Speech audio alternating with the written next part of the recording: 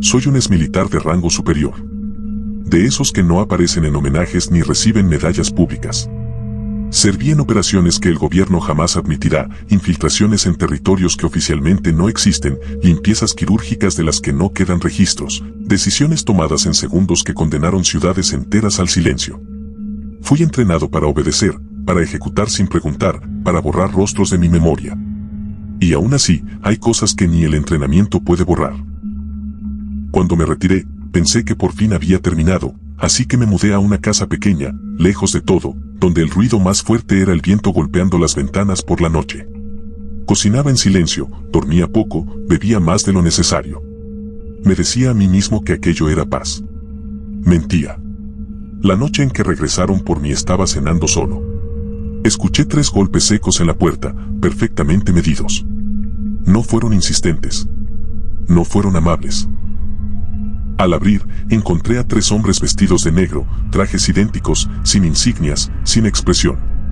No mostraron armas, pero su postura lo decía todo. Su país lo necesita otra vez, dijo uno de ellos. No pregunté por cuánto tiempo. No pregunté por qué. Ambos sabíamos que no tenía opción. El viaje duró horas. Aviones sin ventanas, pasillos subterráneos, ascensores que descendían hasta que el oído comenzaba a doler.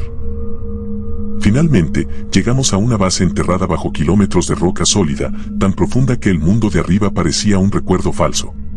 Ahí fue donde lo vi por primera vez. La criatura estaba suspendida dentro de una cámara de contención. Medía poco más de 2 metros. Su piel era pálida, casi translúcida, como si estuviera hecha de algo que imitaba la carne sin comprenderla del todo.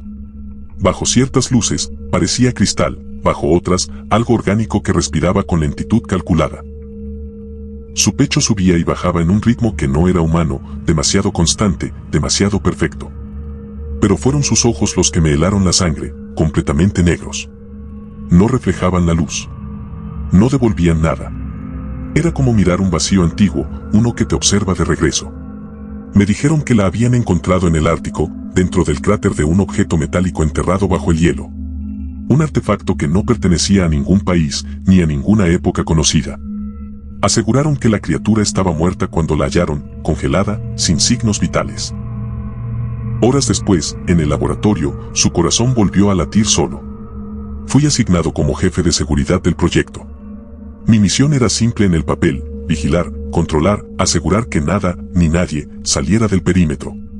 Pero bastó una semana para entender que aquello no era investigación científica. Era apropiación. Querían convertirlo en un arma. Los científicos hablaban con entusiasmo, con esa excitación peligrosa de quien cree estar tocando a Dios.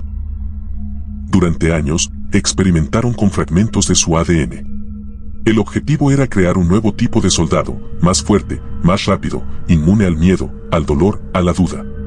Lo llamaron Proyecto Alfa, como si un nombre limpio pudiera justificar lo que vendría después. Al principio usaron animales.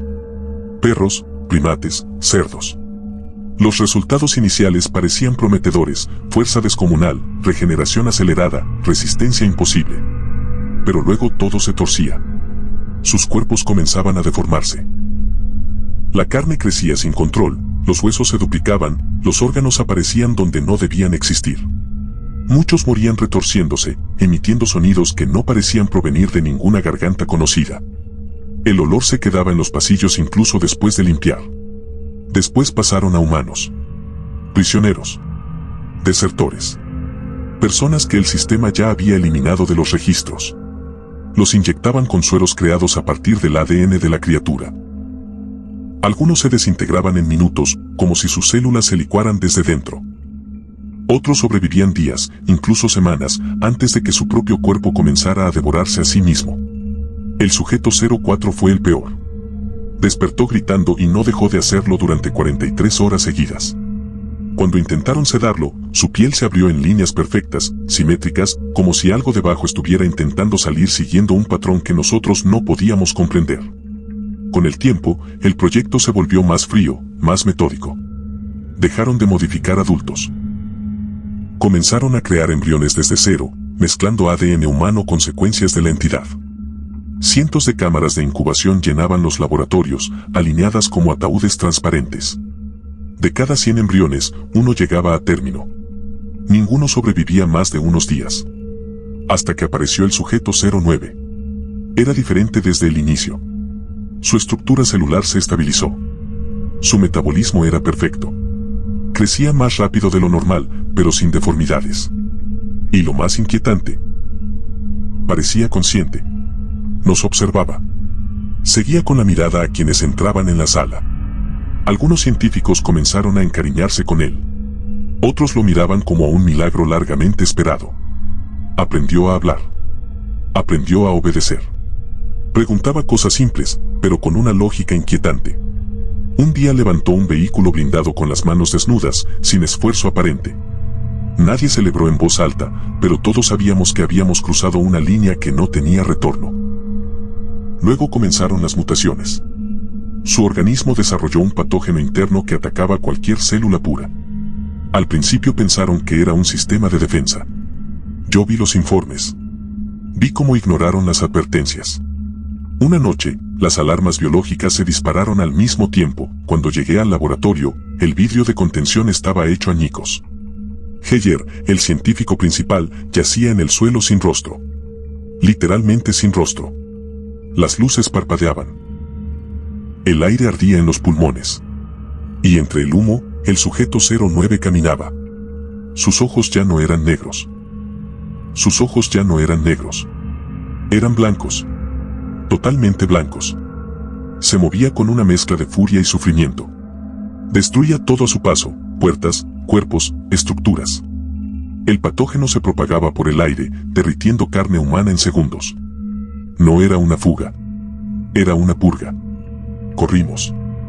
Disparamos. Gritamos órdenes que nadie escuchó. La base entera se convirtió en un matadero subterráneo. Yo y un técnico logramos escapar por un túnel de ventilación mientras detrás de nosotros los gritos se apagaban uno por uno. Emergimos a kilómetros del complejo, escupidos por un túnel de ventilación que parecía no terminar nunca. El viento del Ártico nos golpeó de inmediato, un frío seco que quemaba los pulmones. El técnico cayó de rodillas apenas tocó la superficie, vomitando entre sollozos, repitiendo nombres de personas que ya no existían. Yo me quedé de pie, mirando la nada blanca, esperando ver algo moverse bajo la nieve. No ocurrió nada. Y eso fue lo peor. Activé el protocolo negro desde el comunicador de emergencia. No esperaba respuesta inmediata, pero la obtuve. Demasiado rápido. Drones comenzaron a surcar el cielo, silenciosos, casi invisibles contra las nubes bajas. Luego llegaron los helicópteros sin marcas, sin luces, como espectros mecánicos. Nos separaron sin decir palabra. Me interrogaron allí mismo, bajo el viento, mientras sellaban la salida del túnel con cargas de contención profunda. Dijeron que la situación estaba bajo control. Yo había escuchado esa frase demasiadas veces para creerla. En las horas siguientes, la zona se llenó de hombres con trajes sellados y visores opacos. Sellaron un radio de 100 kilómetros alrededor del complejo. Cualquier cosa que respirara dentro de ese perímetro fue declarada comprometida. No se trataba de capturar ni de estudiar. Era exterminio. El proyecto Alfa ya no existía oficialmente. Ahora solo había una anomalía biológica. Pero la anomalía se movía. Los primeros reportes hablaban de animales encontrados muertos sin signos visibles de violencia. Luego empezaron a llegar las imágenes, cuerpos fusionados con el hielo, carne mezclada con roca, huesos convertidos en estructuras translúcidas que seguían creciendo incluso después de la muerte. El patógeno no solo destruía, transformaba. Reescribía la materia viva como si siguiera una lógica ajena a la nuestra. Un equipo de reconocimiento entró en una caverna cercana al antiguo complejo. Perdieron comunicación en menos de 3 minutos. Cuando enviaron drones, las cámaras captaron algo que ninguno de nosotros pudo olvidar, cuerpos humanos adheridos a las paredes, todavía respirando, con los ojos completamente blancos, murmurando sonidos que no eran palabras pero parecían entenderse entre ellos. La señal se distorsionó y se apagó. Entonces comprendieron lo que yo ya sabía. No era una criatura suelta. Era un proceso. El patógeno no necesitaba contacto directo. Se desplazaba a través del suelo, del hielo, de cualquier forma de vida microscópica. No infectaba, adaptaba. Convertía. Y algo, en algún lugar bajo la tierra, dirigía ese proceso con paciencia infinita. Ordenaron bombardear la zona. 1 vez. 2 veces. 3. El terreno colapsó, el cráter desapareció bajo toneladas de fuego y hielo derretido. Durante unos minutos, los sensores se quedaron en silencio. Luego volvieron a activarse. Más profundo. Más extendido. Esa noche recibí una llamada cifrada de uno de los mandos superiores. Su voz ya no sonaba segura. Sonaba cansada. El sujeto 09 fue solo el primero, dijo. El primero que logró completarse. No pregunté qué significaba eso. Colgué. Ahora me escondo lejos de cualquier ciudad, en un refugio improvisado, evitando todo contacto humano. Me observo la piel cada mañana, buscando líneas claras, patrones simétricos, cualquier señal de que algo dentro de mí haya comenzado a aprender. A veces sueño con pasillos blancos y una respiración lenta que me acompaña en la oscuridad. Cuando despierto, siento un leve cosquilleo bajo la piel, como si mi cuerpo intentara recordar una forma diferente de existir. Anoche el cielo se iluminó brevemente. No fue una aurora. No fue una explosión. Fue una señal. Y hace unos minutos, mientras escribía esto, mi radio, apagada, sin batería desde hace días, emitió un sonido. Una respiración lenta. Constante. La misma que escuché la primera vez que lo vi.